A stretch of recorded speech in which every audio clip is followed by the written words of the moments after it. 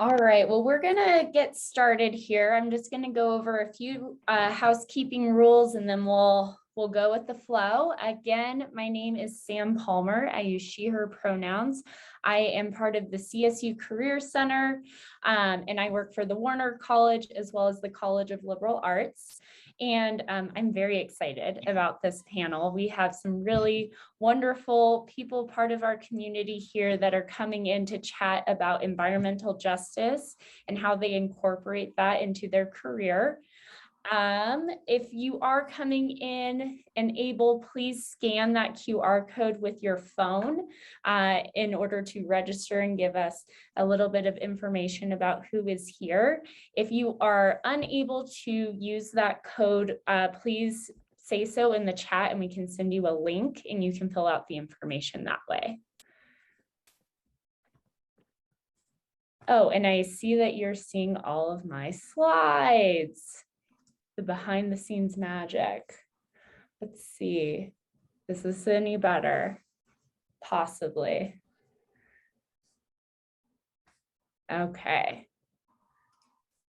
All right, and so just to give some overview here, we are going to read the land acknowledgement. We have Diego Tovar here to go over that and talk about why it's important. After that, we will have some questions for our panelists. And then lucky for all of you, you get to go into breakout rooms and meet these awesome panelists and get to ask different questions to all of them. And that will be about, until 6 o'clock. After that, you are welcome to leave, but we also have some great resources for you all to dive into and learn more about. This is in partnership with the Center for Environmental Justice, which is here on campus. And you can learn a lot more about them after the panelists' questions. All right, so Diego, I'm actually going to have you take it away. I'll go ahead and set up this other slide here for the land acknowledgement, and thank you for being here, everyone. Hello, everyone. My name is Diego Tovar, and my pronouns are he, him, and his, and I'm a student ambassador for the Diversity and Inclusion Office within Warner. And sorry, I don't know if you can hear my roommates. They're being very loud in the background, but I'm going to go ahead and first read on the website. You can find that's where it says, please click here. And I'm going to read what the land acknowledgement statement is and why we read it. And then I'm going to go ahead and read the land acknowledgement. So CSU's land acknowledgement is a statement crafted by a variety of Indigenous faculty and staff, as well as other officials at CSU. The statement recognizes the long history of Native peoples and nations that lived and stewarded the land where the university now resides. The land acknowledgement statement also maintains the connection Native people and nations still have to this land.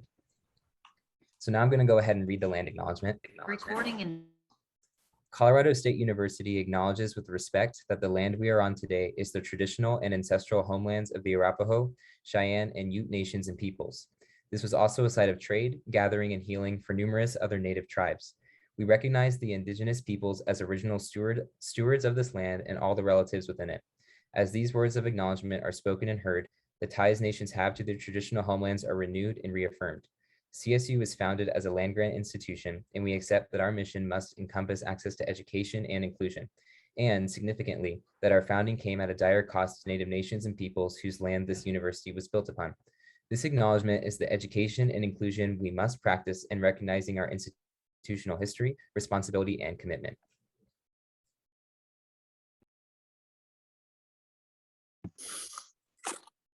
Awesome, thank you, Diego. All right, and I'm going to go ahead and stop sharing this so we can see our lovely panelists. And I'm going to go ahead and drop the questions in the chat as well so everyone can have access to them. And we'll just go ahead and dive right in. Unless, Leanna, am I missing anything? Nope, that's perfect. Awesome. All right. So we are putting questions in the chat and I'm going to throw it out there. So to begin, I'd like each of our panelists to introduce themselves. If you can share your name, your pronouns, if you're comfortable with that, and give us a brief overview of your organization and how it connects to environmental justice. And I'm going to let it kind of just sit here and see who's going to take the first bite.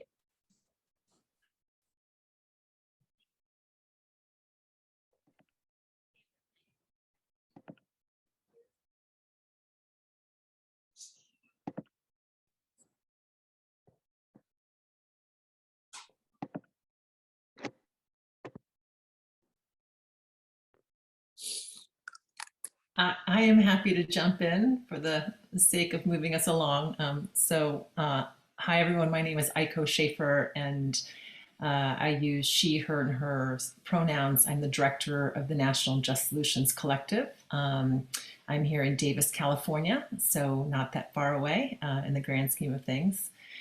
And I, just as a point of background, I have a bachelor's degree with a major in sociology and women's studies, and I have a master's in social work. How's that for feeling really unrelated to our conversation tonight? And I'm happy to talk more about that.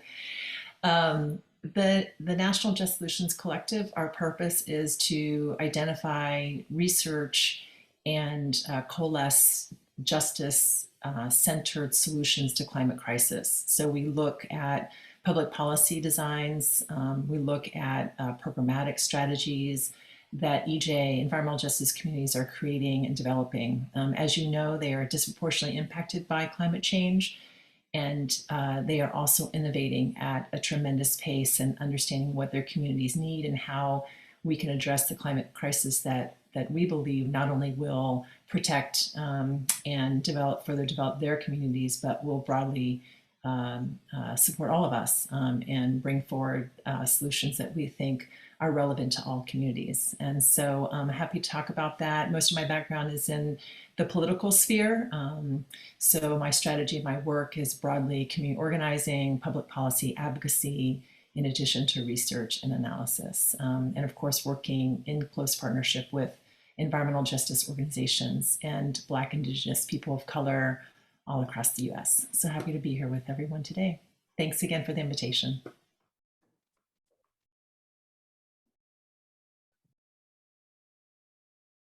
I guess I'll go next because it sort of makes sense, and so you don't have an long, awkward silence again. So thank you for jumping in first. So I'm Gillian Bowser. I'm an associate professor here at Colorado State University. I'm originally from Brooklyn, New York, and originally majored in art, so I'm a little bit different from you, and actually went on to Northwestern University in Chicago and wanted to be a medical illustrator, but I was a little bit too fond of drawing dragons, so I ended up as a scientist instead. So I was like I still draw dragons, but the medical illustration field never happened, but I'm really good at anatomy. So if you want an anatomically correct dragon, I've got lots of them. So I'm here at Colorado State. I've actually only been in the faculty for 2 years.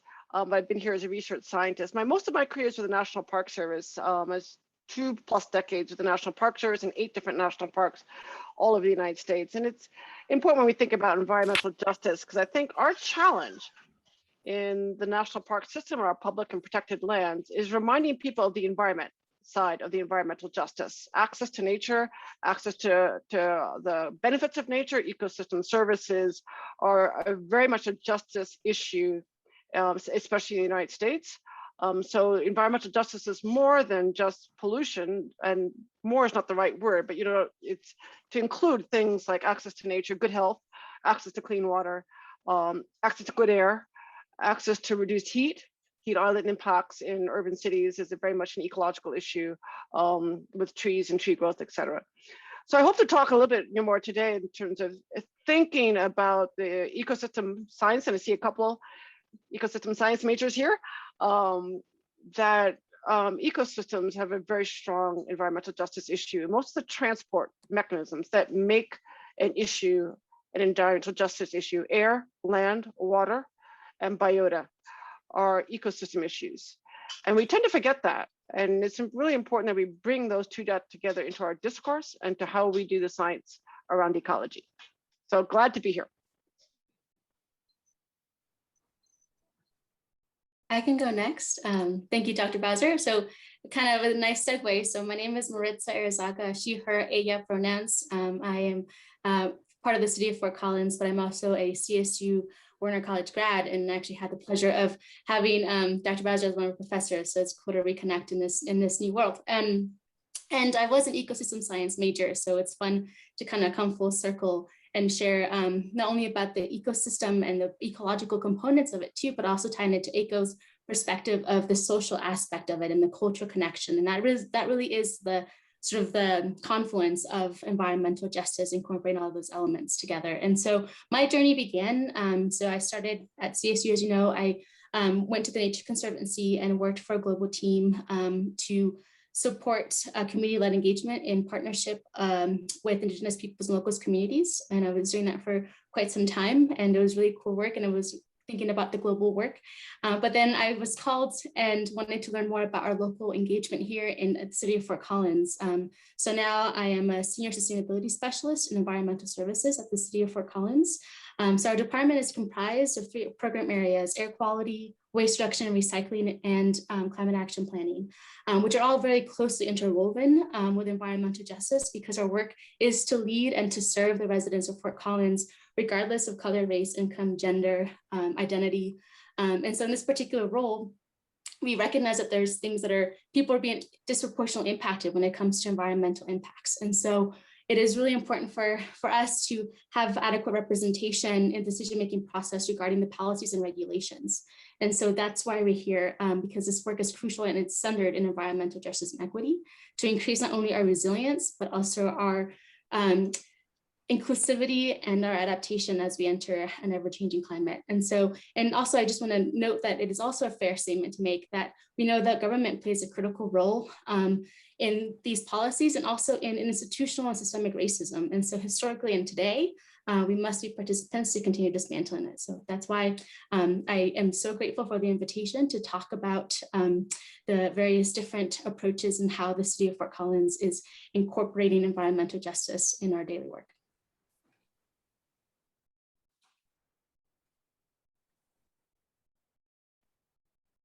I can go next. My name is Caroline Farrell. I'm with the Center on Race, Poverty, and the Environment, based in Emeryville, California, and with an office in Delano, California as well, in the San Joaquin Valley, sort of central southern part of California.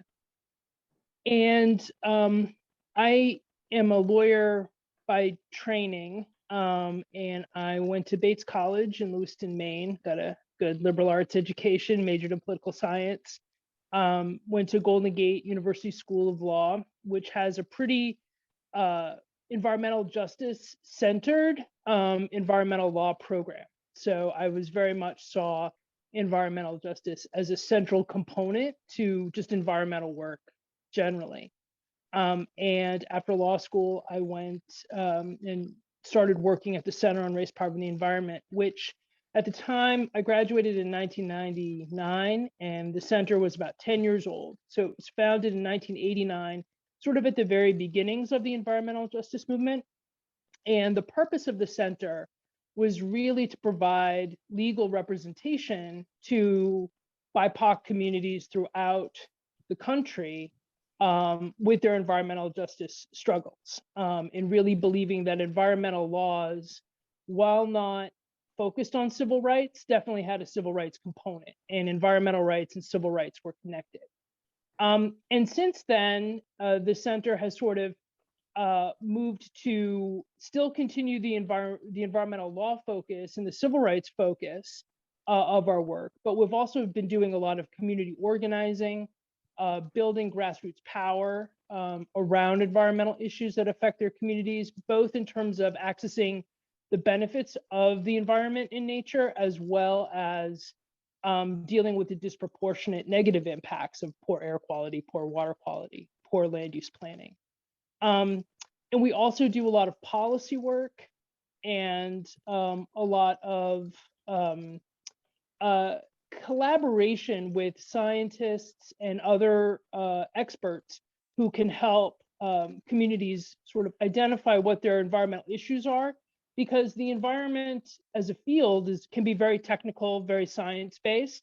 And so being able to translate those kind of technical terms and kind of concepts into community experience and have them kind of relate to each other, both ensuring that agencies understand communities' lived experience, as well as communities understand the vocabulary of agencies to make sure that they're being listened to and heard and understood. So the way that we approach environmental law and our entire sort of legal framework is based around community lawyering, this concept of lawyers partnering with communities to identify their goals and also collaborate on strategy. Often in like a traditional legal model, a client will come to a lawyer with a problem, and the lawyer will then sort of develop the strategy, implement the strategy, and then go report back to the client.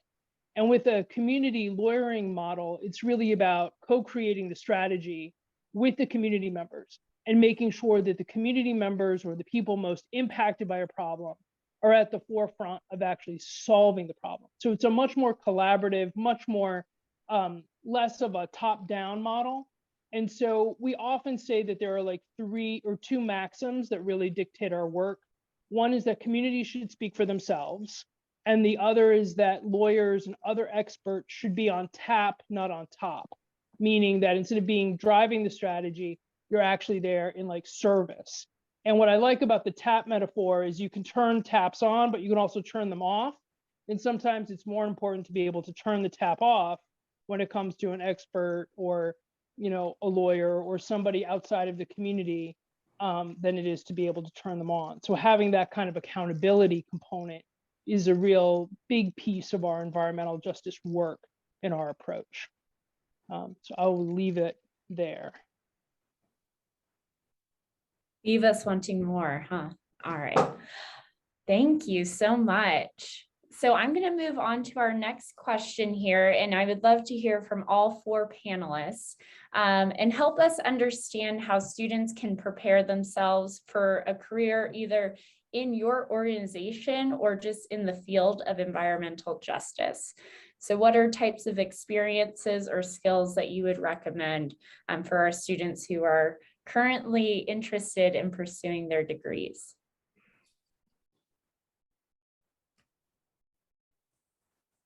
I guess I'll jump in as the professor here. And having one of my former students, it was great to see you again. But so I guess I would talk to the students in the Warner College. For starters, I don't know how many students we have is this, but it's important to think about environmental justice as having these multiple lenses. I think one of the dangers that we do in the Warner College is not pay enough attention to the human component. And that I think is shifting a lot. And there's a brand new minor in the department, in the college on diversity, inclusion, and natural resources. And the attempt of that minor is to give students in the environmental fields the skills to think about environmental justice fields. So what do I mean by that? I think it's super important to think about how things get from point A to point B. If you want to break it down to, so polluted water, and a great example is in Colorado, so if you look at an abandoned mine land that has a toxic lake that's been put behind a berm, it really is not an environmental issue one way or the other, or certainly not an environmental justice issue until that dam breaks, or until the water transports that toxin down into somebody's drinking water system and the city doesn't, or the state doesn't, or nobody responds. So there's not a policy protection point. So it becomes a justice issue. So the water is the transport. The justice is the response. There's a response to policy or response protection, whatever that response is. But we often tend to overlook the environmental part. So if social justice issues are huge and all over the city of Fort Collins, as our colleagues know, but the environmental justice issues in the city are different. They're still floating around, but it's important to think about what does the environment have to do with it? And then what do I need as a student to be able to help people define what the environment has to do with it. So I'll tell you about a couple of cases that I've worked on as a professional, which is not necessarily good or bad, because sometimes the conclusions are not what you would think or in your favor. And so one case we worked on was looking at the issues of oil spills impacting water intakes. And the mechanism of transport here is water. And it's a really important thing to think about. And where the water is in relationship to the intake is what creates the issue. It's downstream. The intake is upstream from the downstream water intake. So that creates the issue. But what's interesting in this particular case, what made it an environmental justice issue was the impact on subsistence. Because subsistence fisheries was in the area along with an endangered fish. And so this is where understanding justice, which is laws and policies and response, and the environment and what is driving one thing versus another is really sort of fascinating. How does this mechanism of transport take it from one jurisdiction to another? And now you've got a justice issue because you can't manage it, or it's not being managed, or the people are not being notified, and it has an impact on their health. So if people eat these fish that have ingested the oil, this is a health issue. So it's important just to be able to think about parsing those things out. So when you go through your training, you know, there's a watershed minor, there's all these other things to think about. Those can still lead you to the environmental side of the justice issue. And then there's the social science training that helps you get to the other side of that environmental justice issue. And then you put the two together. So that's important to remember, just sort of think about that, you know, you can major in what feels like a very disparate field, but yet it has strong importance to environmental justice. And sort of one last sort of story on that same line is, you look at the recent flooding in Colorado, what was that, 2 years ago, 3 years ago? Okay, drawing a blank, it's all a blur, makes 5 years ago. That blew out the Big Thompson Canyon and Little Thompson Canyon and the St. Vrain River. You know, so those blew through 4 communities, right? So that's an environmental issue, you know, an environmental transport issue. There's no real justice issue here. But then you look at the recovery of those areas and how long it took the city of Greeley and the city of Evans to recover from the same flood as the city of Boulder. So now you've got this sort of injustice issue of why the city of Evans was without clean water for almost a full year, non-drinkable water. So see, that's that disparity of impact. So the environmental transport was the same, but what made it a justice issue was the management by the 2 different cities. So it's just something to think about as you go through your career. So that was kind of a long answer, but you know, so just be able to look at your majors in college through multiple lenses, and then look at that lens and make sure you parse what is the environmental side, what is the justice side, and then how do you put those two together? I'll stop there.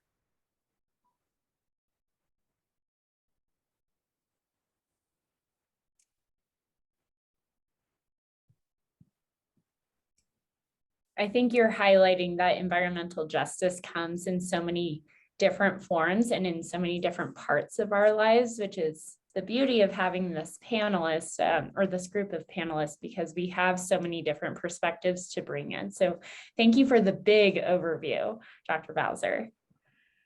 Would someone else like to share some insight for student experiences and skills to gain to break into this field?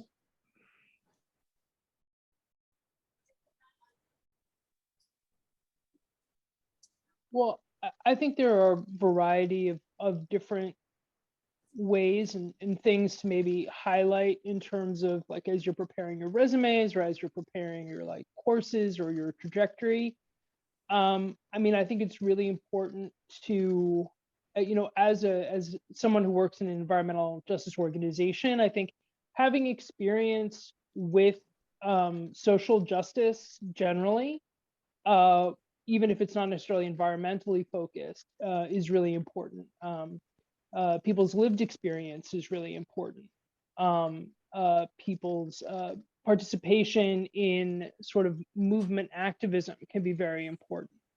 And that sort of demonstrated commitment to racial justice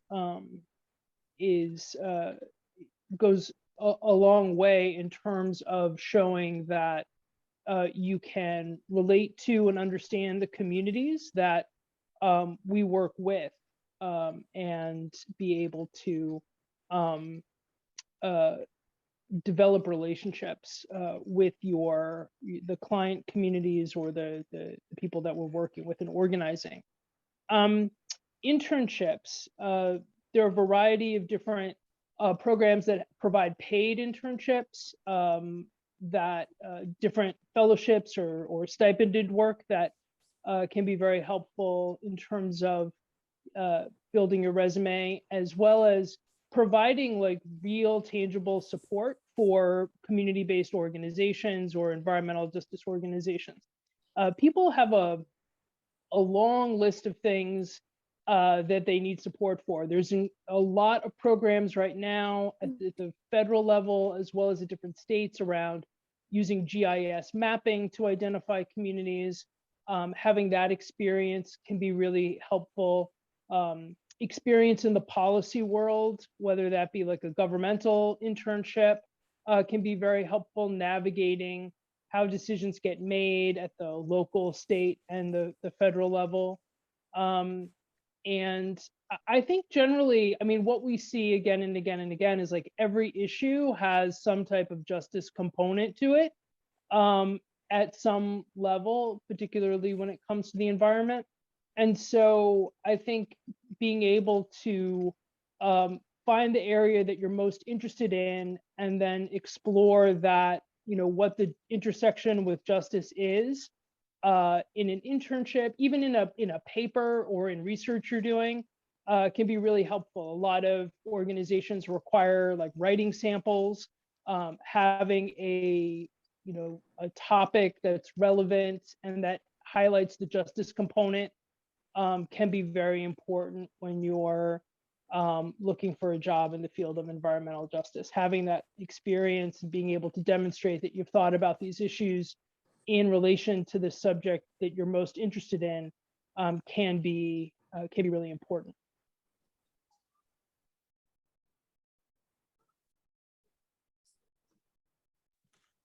I can go next, and I'll be rather quick because I think colleagues have already covered most of the things that were in my head as well. But a couple of things that I'll say that have benefited me in my career so far has been the utilizing systems approach. So I think that's something that sometimes can be a buzzword, but really thinking about like what tools, there's tons of great webinars and probably a lot of programs now you can utilize, thinking systemically. So we have a tendency to think linearly, but I think really thinking of, I think that's what everyone is trying to say, is like thinking about how other different levers are moving, using and shifting how we approach it through a more systems methodology, I think is really critical in this space. I'd also say that there is a huge benefit in thinking about the local issues, the local things that are happening, local volunteerism, nonprofits that exist, going to council meetings, all of those pieces really help you sense the system, really think about what is out there, what are the biggest pressures that the community is seeing. And I think all of those are really interconnected with environmental justice. I mean, I think oftentimes they're very interconnected. And so whether it's a volunteer opportunity that you can, or a part-time job or internships, like for me, my experience was work study. That's how my first connection was the opportunity of going to a work study program and then being open-minded to just learning and increasing that, like using GIS. And then the last thing I'll add, it'll be really brief, is the impact of heart-led work.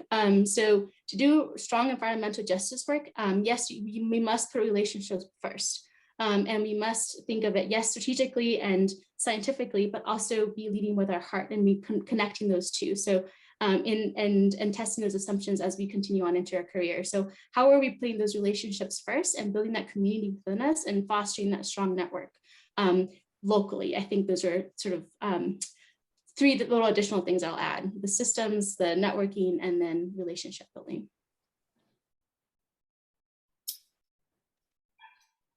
I would just add to the conversation, I think everything that's been said covered a lot of ground, important aspects of how you might think about getting, your dream job, the ability to really be out there, getting internships, taking classes, getting prepared, being familiar with the issues, being able to talk about environmental justice, learning how to work with community. I think all those things are absolutely relevant. What I'd like to share is, it's hard to talk about environmental justice without recognizing the element of justice and injustice in the hiring space in the current landscape in the environmental movement. The estimate is that environmental justice groups, there's about a nearly $2 billion gap, and this is looking at the nonprofit sector in particular.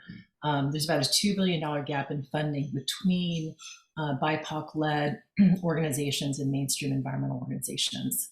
So in terms of the experience that you're going to have, if you are a person of color interested in environmental issues, your hiring prospects look really good right now because those mainstream organizations are doing their long overdue diligence to diversify their staff. Now, by and large, people of color still remain at the lower ranks within those organizations. They are still predominantly white male-led organizations, predominantly white boards, corporate boards.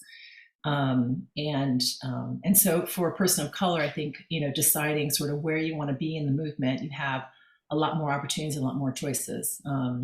And the challenge, right, is sort of moving beyond that and breaking into kind of higher levels and what the prospects are. My experience is that the prospects of becoming a leader and moving up quicker and more substantively exist in environmental justice organizations because of the work they do, their orientation, their mission, their focus, and grounding in environmental justice. And skill-wise, the best thing you can do there is, everything you do to position yourself to be a leader and someone who is familiar with the issues. And of course, if you know how to raise money, that's super helpful. But again, we're up against something much greater than just the ability to raise money or not, right? There's a structural element of foundations and how people are investing in nonprofits, and by and large, disproportionate. So it's likely that you're going to end up in a mainstream organization if you're in the nonprofit sphere because they can hire more people, they can offer more salaries, they can offer more stability. And so that's really where you're leaning. And if you land there, my appeal would be for you to continue to focus on your commitment and capacity to work on environmental justice within those mainstream organizations. It is very, very difficult. I would say by and large, a lot of people I work with don't last very long in those big mainstream organizations if you have a deep commitment to environmental justice.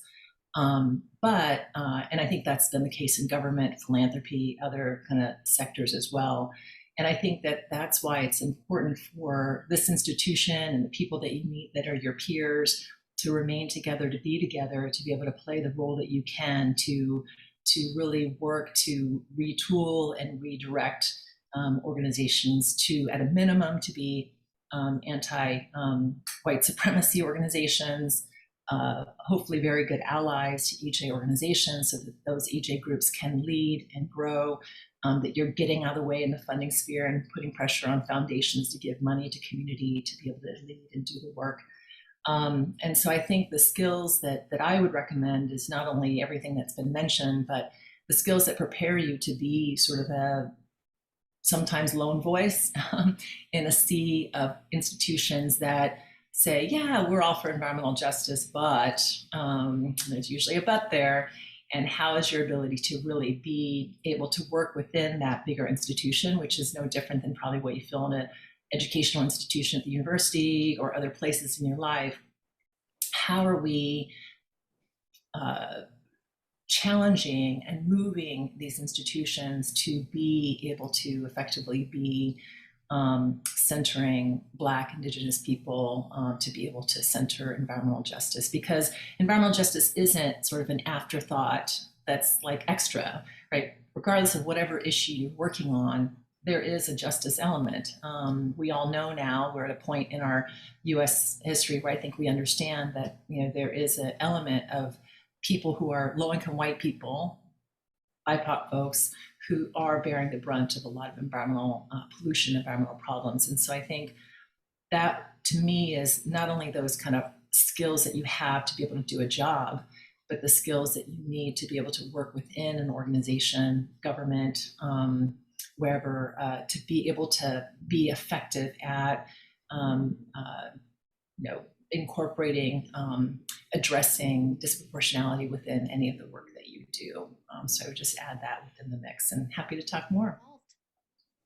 Awesome, thank you. And thank you again, panelists, for sharing your information and just being here and being present. It's awesome. I can feel the energy.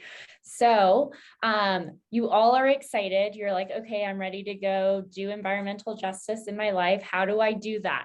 Right? So I'm going to drop in just the Career Center link. And that means you can go there and book an appointment with any of the career educators and come in and say, I went to this awesome panel. I'm super excited. I'm going to go change the world. Help me do that, right? You can talk to Leanna, myself, or any other career educator that may be associated with your college to help plan out actionable steps for you to take in order to fulfill this career or internship dream that you have. Dr. Bowser also mentioned the diversity, equity, and inclusion minor that is associated with the Warner College. I am going to add that into the chat as well.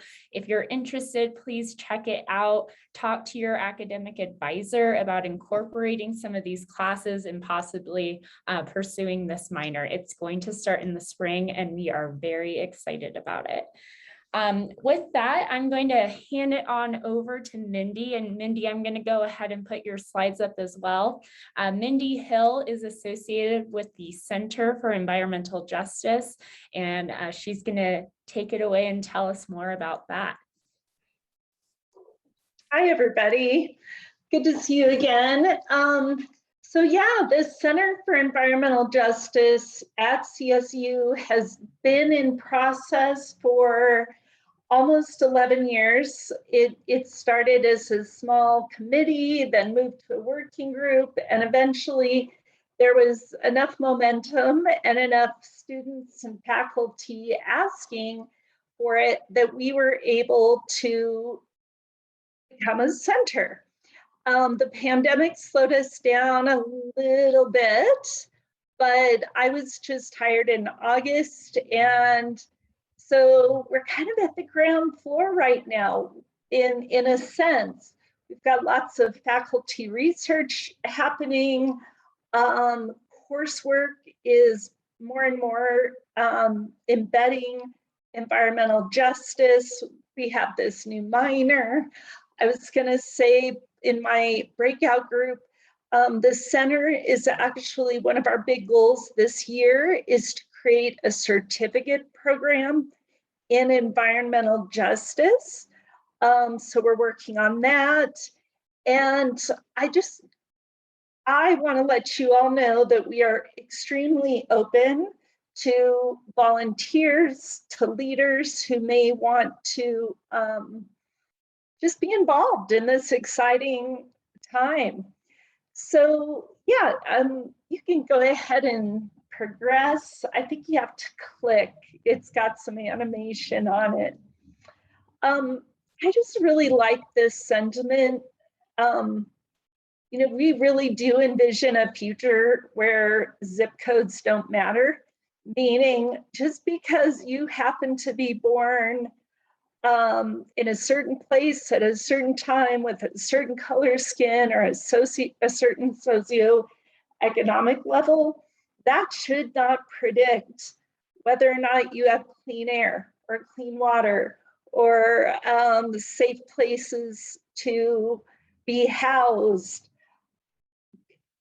good health. All those things should not matter. Those are human-made problems. And so the Center for Environmental Justice really works with students, with faculty, with researchers, with community to change that. So that's my super fancy slide explaining. Okay, you can go to the next slide, thank you. This is the super busy slide, which I just did a screenshot of some of our recent social media posts. You'll see a whole mix of things, and that's because hopefully, as you understand, environmental justice is all-encompassing. So we have really been working hard to address environmental justice throughout all systems.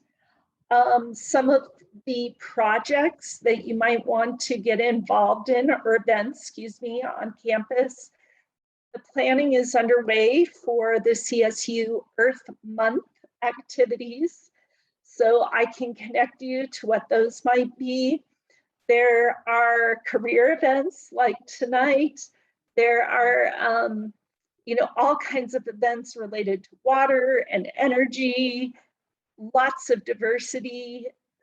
And then there's lots of these Heritage Month types of celebrations that I think are really important to keep people engaged.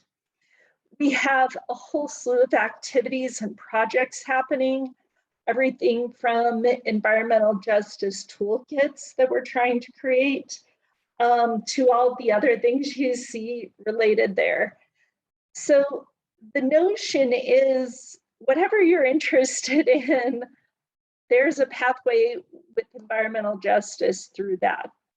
Our website is listed at the bottom of that slide, and there's some of our social media handles on the left.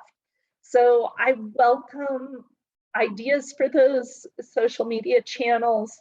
I welcome events that we may not know about. And hopefully together we can push this out to a broader audience. All right, I have 2 more slides. Yeah, so these are, I put links to the organizations that were shared here today, with the exception of the city of Fort Collins, sorry, Maritza, I did not get that on here, but we can add it. And then the link at the bottom for the Sustainable Economy and Just Transition Analyst was just posted out in Portland, Oregon. And I think it really says a lot to the types of jobs that are on the radar now that haven't been in the recent past. So cities, communities, county governments are hiring for these types of analyst positions. And then the final slide I did during our breakout session there, because we had a few folks offering, I don't know, Sam, can you see the final slide? I don't have a final slide. I'm so sorry, Mindy. We're leaving a cliffhanger for everybody. Okay, if you go back to the edit, to the link I shared, you might be able to get the final slide. But a couple folks, Ariana and Maritza, shared some BIPOC-led organizations that are all about environmental justice. So I thought that was just great. I had not seen that list before.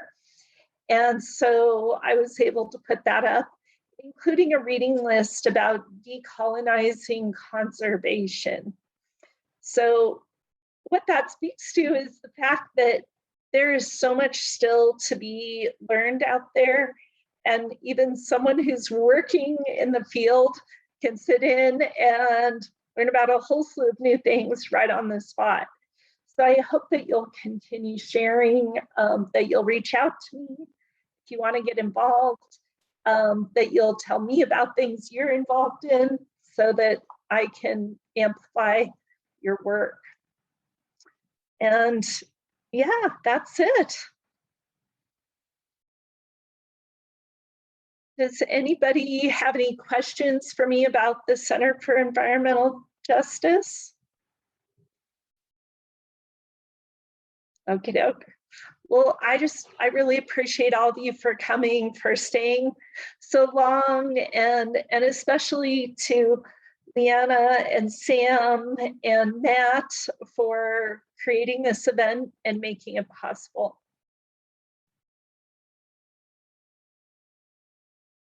Take care.